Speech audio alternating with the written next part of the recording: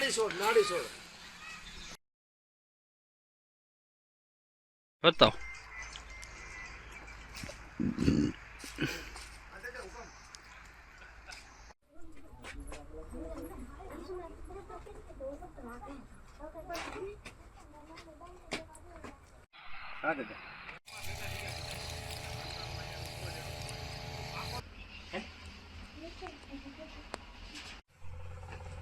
ક્યાં ભૂમિ સુઈ જવાનું, કઈ બીક જેવું છે નહીં.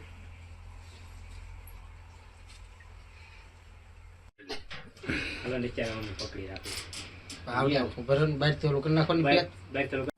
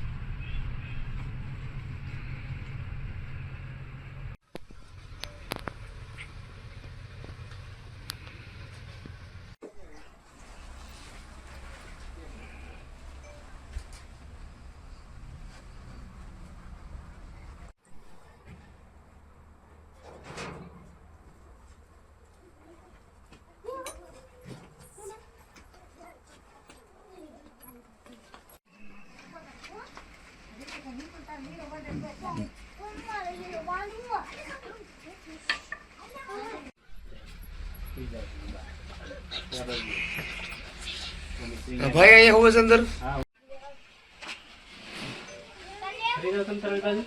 હા ઓલી સડવે તો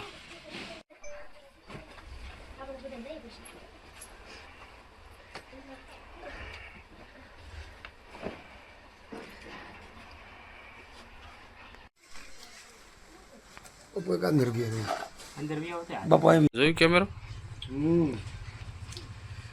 જોયું ને ભાઈ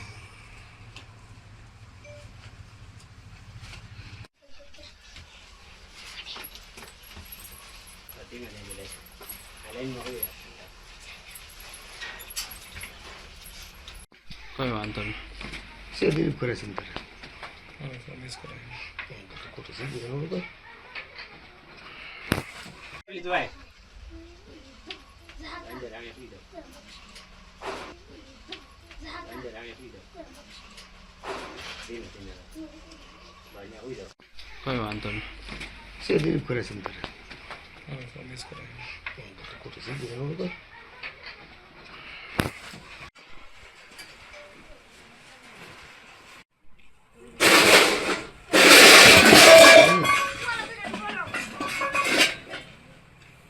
ઓલા ભાઈ ભાગી ગયા એટલે મારે ભેગો થઈ છે.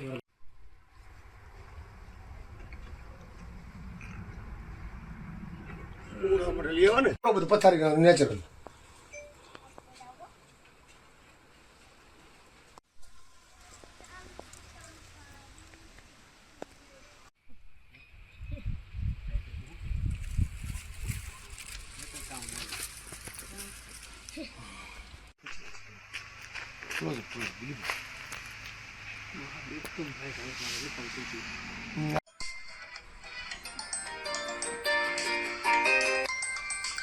બોલો કોઈ ભાઈ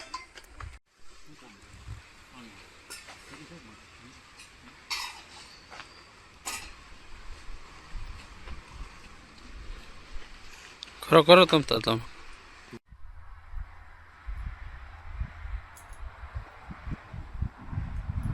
હા બ્લોકમાં છે ભાઈ કાઢી નાખું સ્ટોરી કરું છું હા હા હા લડતો હતો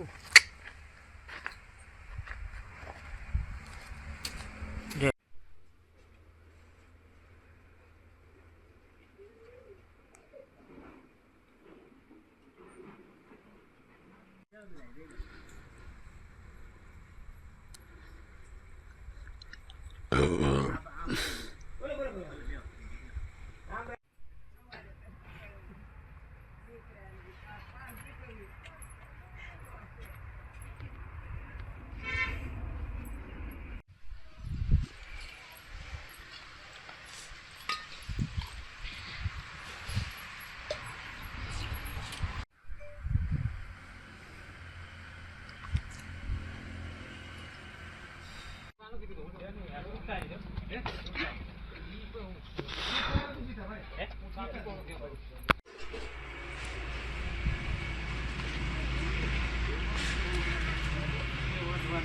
જોયું આ ગામની શેરીઓમાં જ્યારે સિંહ કે દીપડા જેવા હિંસક પ્રાણીઓ રાત્રે લટાર મારવા નીકળે ત્યારે ત્યાંના લોકો પર શું વીતી હશે. આજે સૌરાષ્ટ્રના ગામડાઓમાં પરિસ્થિતિ એ જ છે. સાંજ પડે એટલે દરવાજા બંધ થઈ જાય છે. લોકો પોતાના ઘરની આસપાસ જાળીઓ લગાવી રહ્યા છે, પાંજરા બનાવી રહ્યા છે, જેથી સિંહથી બચી શકાય. આ માત્ર પ્રાણીઓનો ભય નથી, પણ આ ડર છે કે પોતાના જ બાળકની સલામતી, પરિવારના મોભીનો જીવન. હમણાં જે આપણે થોડા સમય પહેલા જ એક જોયું કે માસૂમ બાળકને સિંહ ઉપાડી લઈ ગયો. જુનાગઢ ખાતે દર્શન કરવા ગયા હતા ગિરનારમાં, અને એ સમયે બાળકને ઉપાડી લઈ જવાયો. અને થોડા દિવસ પહેલા એવી પણ એક ઘટના બની જ્યારે એક બાળક પોતાના દાદા સાથે રાત્રે નીકળ્યો હતો અને એ સમયે પણ સિંહે તેનો શિકાર કર્યો. હવે આવા જે કિસ્સાઓ છે એના પછી લોકોમાં આક્રોશ અને લાચારી તે સ્પષ્ટપણે જોવા મળી રહી છે. અહીંયા પ્રશ્ન એ ઊભો થાય છે, આખરે આવું થઈ કેમ રહ્યું છે? સિંહો માનવ વસ્તી તરફ કેમ ખેંચાઈ રહ્યા છે?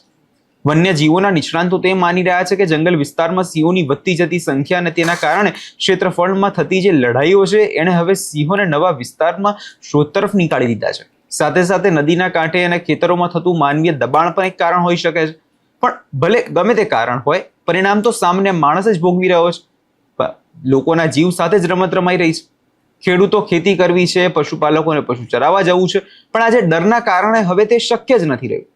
લોકોની જીવનશૈલી સાવ બદલાઈ ગઈ છે. રાત્રે ખેતરમાં પાણી વાળવા જવું એ પશુઓની દેખરેખ રાખવી એ હવે જોખમ બની ગયું છે લોકો માટે. શું આ સ્થિતિ કોઈ કાયમી ઉકેલ નથી? શું વન વિભાગના બાબતે આ કોઈ સક્રિય નથી? અને જે ગામડાઓની સુરક્ષા વ્યવસ્થા અને સર્વેલન્સમાં વધારી ના શકાય? શા માટે? આ સવાલો આજે ગ્રામ્યજનો પૂછી રહ્યા છે. લોકોનું જીવન એ પણ હવે ખતરામાં આવી ગયું છે. આપણે સિંહોને બચાવવાના ઘણા પ્રયાસો કર્યા, પણ જે સફળ પણ રહ્યા છે. પણ હવે માનવ વસ્તી માટે જ આ સિંહો અત્યારે ખતરો બની ગયા છે. તો એનું શું? શું સામાન્ય માણસના જીવનની અત્યારે કોઈ કિંમત નથી? હવે આ જે તમામ પડકારો છે એના પછી ખાસ કરીને નજર એ વાતની રહેશે કે સિંહોના જે આજે આક્રમણ જે સિંહો કરી રહ્યા છે એના પર સરકાર શું કોઈ પગલાં ભરે છે? કેમ કે બનાવો છેલ્લા 1-1.5 મહિની અંદર એટલા બધા બની ગયા કે જેને કારણે લોકો હવે ડરી ડરીને જીવી રહ્યા છે. આજે જ્યારે આ પરિવારો પાંજરામાં કેદ થઈને જીવવા મજબૂર બન્યા છે ત્યારે વહીવટી તંત્ર અને સરકાર માટે એક આ ગંભીર ચેતવણી છે. અને આશા એ રાખીએ કે કોઈ મોટો બનાવ બને તે પહેલા આ સમસ્યાનો નક્કર કાયમી ઉકેલ આવે. કેમ કે અત્યારે જેટલા લોકોના જીવ ગયા છે એમના પરિવારમાંથી એમનો કોઈ દીકરો ગયો છે, એમનો કોઈ મૂવી ગયો છે. હવે આ મામલે જોવાનું એ રહેશે કે સરકાર શું વલણ અપનાવે છે. તમને શું લાગે છે કમેન્ટ કરી ચોક્કસથી જણાવજો. અને અમારી ચેનલ નિર્ભય ન્યૂઝને લાઇક, શેર અને સબસ્ક્રાઇબ કરવાનું ભૂલશો નહીં.